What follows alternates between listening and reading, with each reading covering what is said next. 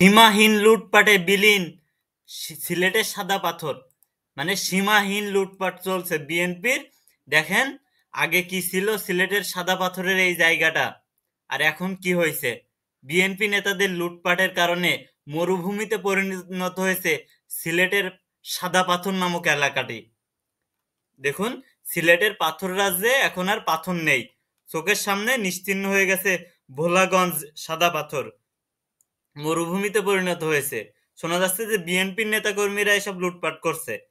1 বছর আগেও যেখানে ছিল পাথরের স্তূপ, যেখানে এখন শুধুই মাঠ, ধুধু মাঠ, বালির মাঠ।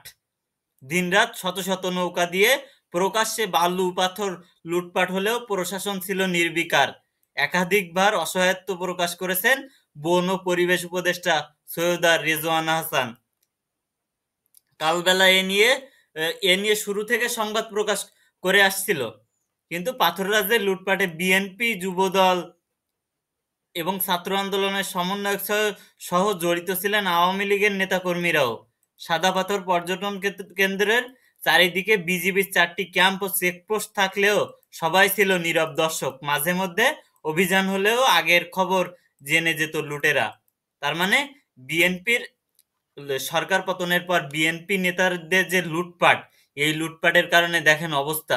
সিলেটের সাদা পাথর নামক এলাকা কত সুন্দর ছিল, আর এখন শুধু মরুভূমি আর মরুভূমি, ধুধু মরুভূমি এখন। তাহলে অবস্থা আগে কেমন ছিল? আগে ছিল দেখুন এরকম। এখন বিএনপি নেতাদের, বিভিন্ন নেতাদের লুটপাটের কারণে এই দেখেন হাজার হাজার, এখানে হাজার হাজার পাথর পাথর এরা হচ্ছে বিএনপির নেতাকর্মীদের নির্দেশনায় এগুলো হচ্ছে লুটপাট করা হচ্ছে। এখন সে জায়গাটা এখন ধুধু মরুভূমি হয়ে গেছে।